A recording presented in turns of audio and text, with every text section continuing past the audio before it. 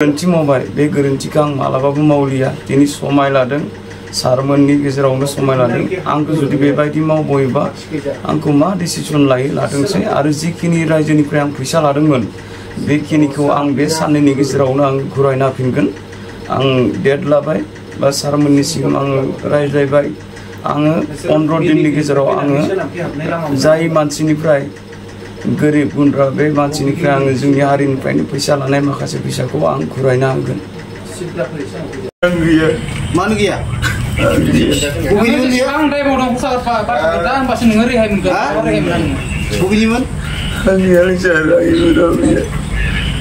एकदम गरसकनि हाजो गोजौआव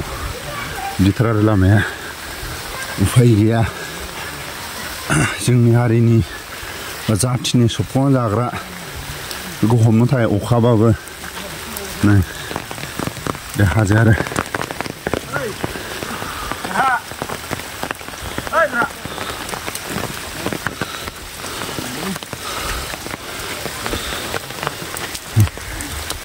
दा गावनि असे बिमायानो जिम्मा लानो फैबाय आरो गामिनि माखासे बिबानगिरिफ्रा लांनो फैबाय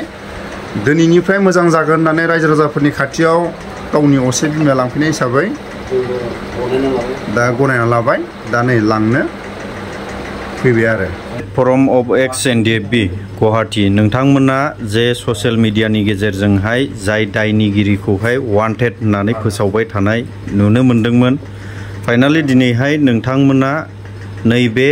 ओनसोलावनो जे नोंथांमोना बिथांखौ बोखांनो हाबाय दा रायजो राजानि गेजेरावहाय माबायदि बोखांदों आरो माबायदि खस्थ' लानांदों बेखौहाय माबायदि पलिसिजोंहाय मोननो हाखो बेखौ रायजो राजानि गेजेरावहाय फोरमायना हरदो गिबियावनो जाय दायनिगिरि आं माने दायनिगिरिनिफ्रायसो मोनथिजानो लुबैदों जेरै बेमारि मानसिनि दम थैनायजों माने समान थाखा फैसा जेरैबो माने राहा गोथे जानाय बे मानसिफोरखौनो थगायनानै आरो सोरबा हौवा खारजानाय सोरबा हिन्जाव खारजानाय बेबायदि मानसिफोरनिफ्राय हमनो मोनबाय होननानै बियो फैसा बिहर जायोमोन दा बेफोरखौ गुवाहाटीयाव थानाय एक्स एनडिएफबिफोरनो माखासे गेदेरमा रायजो राजाफ्रा जायफोर थगायनानै जाजादों गुवाहाटीयाव थानाय एक्स एनडिएफबिफोरनो जनायहरबाय आरो गुवाहाटीयाव थानाय एक्स एनडिएफबि जाय बिथांमोना सेक्रेटारि प्रेसिडेन्टनो जनायनानै गुवाहाटीयाव थानाय एक्स एनडिएफबि इउनाइटेडनि सेक्रेटारि प्रेसिडेन्टआ ओरैबायदि स्ट्रंलि गासैबो माने बेबायदि बर' हारिनि गेजेराव नंखाय राव बुंनानै थगायसुला मानसिखौ मालाबाबो एक्स एनडिएफबिफ्रा सैज्य खालामनो हाया होननानै सेक्रेटारि सारा डिसिसन लाबाय जाय थगायनानै जाग्रा बे गुवाहाटीयावनो थायो बिनि थाखायनो सेक्रेटारिया माखासे बे थगायसुलानि गामि आरो थानाय जायगाखौ संदाननानै सेक्रेटारिया दहाय अखानि समबाबो जोंखौ खबर होनानै आं गिबियावनो आङो सेक्रेटारि आरो प्रेसिडेन्ट गुवाहाटीयाव थानाय साफ्रोमबो एक्स एनडिएफबिफोरनि स्ट्रं जेरै माखासे रायजो राजाफोरनि जेरै माखासे थगायनानै जानाय आरो रायजो राजाफोरनि माखासे जाय बेमारि मानसियाबो थगायनानै जाजानाय बेखौ नायनानै थानो हायैनि जेरै रायजो राजाफोर खावलायनायखौ गुवाहाटीयाव थानाय एक्स एनडिएफबिफ्रा गोख्रै एक्सनखौ दिनैनि समाव अखा बांखाबाबो बेसेबांबा गोजौ हाजोआव जोङो बै समावसो जों जेब्ला आफाराव दंमोन अब्ला जोङो अखा बांखाजों हाजोआव थाबायोमोन नाथाय बेबायदि गाज्रि मानसि बेबायदि बर' समाजाव थायोबा गाज्रि जागोन होननानै गुवाहाटीयाव थानाय एक्स एनडिएफबिनि सेक्रेटारि प्रेसिडेन्टआ गोख्रै माखासे डिसिसन लानानै दिनै जोंखौ बै समाव जेरै आर्मि पुलिसा बेंनानै हमोमोन थिग दिनै नैबे दुथां मानसिखौ 10-15 जन गुवाहाटीयाव थानाय एक्स एनडिएफबिफ्रा बेंनानै आरो खारदोंबाबो बेखौ होसो होसो हमनानै लाना फैयो दा आं गिबियावनो बुंगोन दिनैनिफ्राय गावनि खुगाजोंनो बुंनानै लाथों आरो जों दिनै रायजो राजाफोरनो मोनसे मेसेज होनो लुगैयो गुवाहाटीयाव थानाय एक्स एनडिएफबि जेरै बिथांमोना गासैबो ज' खौसे जाय मानसिया गाज्रि समाजनि बेखौ नोजोर होनानै जाय बिबानगिरिफ्रा सेक्रेटारि प्रेसिडेन्ट साफ्रोमबो गावनि बिबानखौ बयबो एक्स एनडिएफबिफ्रा बयबो जा हायो एसे एनै मावलांनो नाजानाय आरो बयबो नाजानायजों लोगोसे बयबो दिनै लोब लोब एक्स एनडिएफबिफ्रा बेबायदि मानसिखौ जों मालाबाबो लामा होआ होननानै दिनै खेबसेनो जेरै साजा होदों लावथिजों होआखै बेखौ हाथुराजों बुआखै नाथाय जों गन्थङाव दै सोनानै आथिंखौ गोजौआव खावदावनानै माखासे सम जोङो साजा होयो दा दसे उनाव गावनि बिमा असे गावनि गामिनि रायजो राजाफ्रा जोंनि आखाइनिफ्राय सोमजायनानै लांगोन भबिष्यताव गामिनि रायजो राजाफ्रा जाहाथे बिथाङा जुदि बेबायदि भुल खामानि मावबावोबा गामिनिफ्राय बियो बैखद जानो गोनां जानो हागौ गामिनि रायजो राजाफोरनि माखासे डिसिसन मथे जों गामिनि रायजो राजाफोरनो जोङो दायथ'खौ हरसिगोन दा गावनि खुगाजों लोगोसे बुंनायनि सिगां जोंहा सार दं जोंनि गुवाहाटियाव थानाय XNDB इउनाइटेडनि सारनावनो फंनैसो सोंनो लादो खुलुमबाय बयनिसिमबो बर' रायजो राजानिसिम बिथां कान्तिस्वर बर' बिथाङा बहुत जोबोद माने बर' हारिनि मोनसे गुबुंले खामानि मावनायावहा गिदिर गिदिर मोनसेल' नङा बायदि बायदि मावना थांनायाव जोङो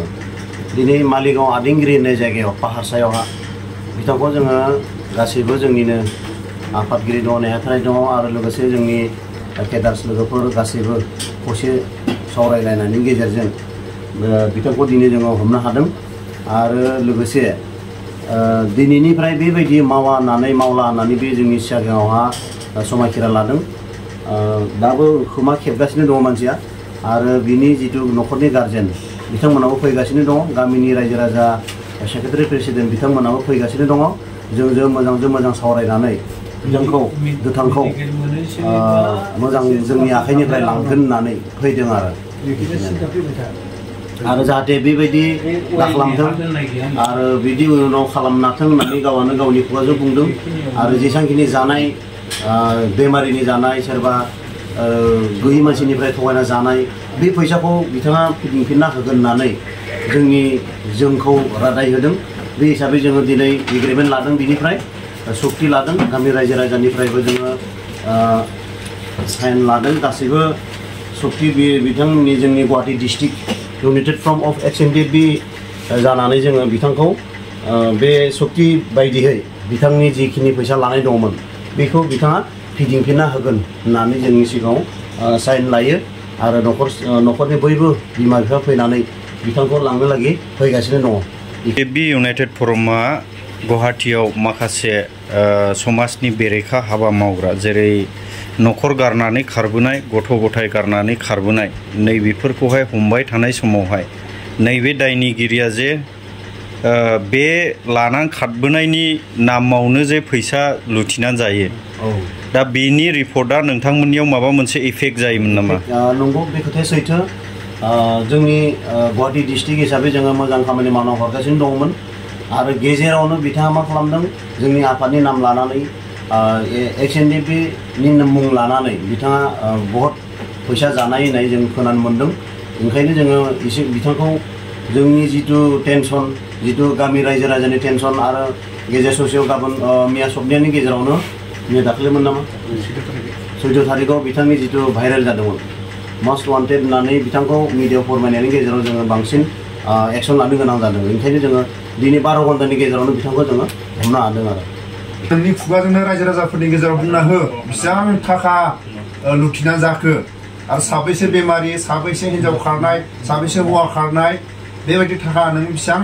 नोंनि आन्दाजाव बुंना हो रोखा रोखि सैथोखौ बुं बुं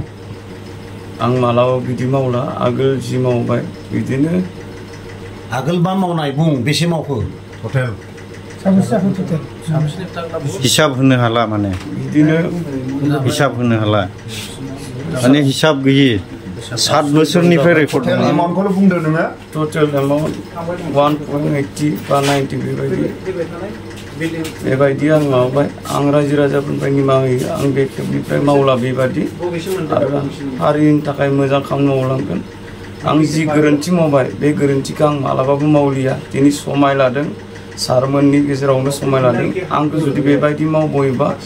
आंखौ मा डिसिसन लाथोंसै आरो जिखिनि रायजोनिफ्राय आं फैसा लादोंमोन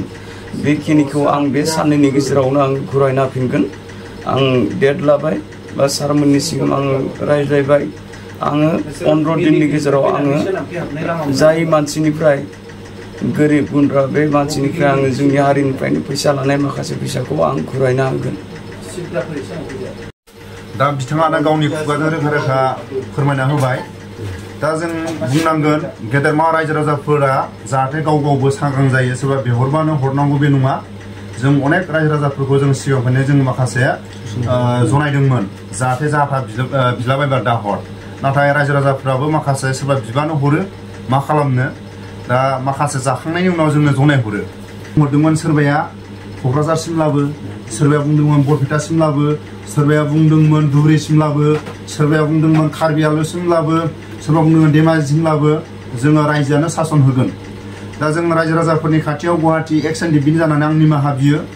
रायजो राजाफोरनि साननाय बायदि जों फाइनेन्सखौ जों होनो हायासै आरो जोंनि फाइनेन्सखौ जोङो भिडिअनि गेजेरजों जोङो दिन्थिनो हायासै माखासे आयेननि खोथा दङ दा जोङो खुगाजोंनो जों बर' रावाव जों फोरमायबाय बिथांखौ जों गन्थंजों दै सोनाय जादों बिथांखौ जों बानलु सिब्र' जों फुननो थाखाय जोङो बानलु उनदोंमोन नाथाय जों बानलुखौ फुननाय जायासै आथिंखौ जोङो खानानै खर'खौ गाहायाव दोननानै आथिंखौ गोजौआव दोननानै जोङो मथा मथि आधा घन्टानि जोङो माखासे टाइमखौ जों दोनो जों बेबायदि पानिशखौ जोङो रायजो राजाफोरनि खाथियाव आं निमाहा बियो गन्थंजों दै सोनाय आथिं खावदावनाय जोंनि बर' समाजनि गेजेराव बेबायदि पानिशा जुदि भुल जादोंबा जों निमाहा बियो गुवाहाटीयाव थानाय एक्स-एन-डि-बिफोरनि पानिशा बेबायदि बिथांखौ गेजेरनि जानानै आं निमाहा बियो रायजो राजाफोरनि साननायखौ जोङो बिथांखौ पानिश होनो हायासै जों हाजासे जोङो रायजो राजाफोरनि साननाय बायदि पानिश होनो हायिनि थाखाय जोङो निमाहा बियो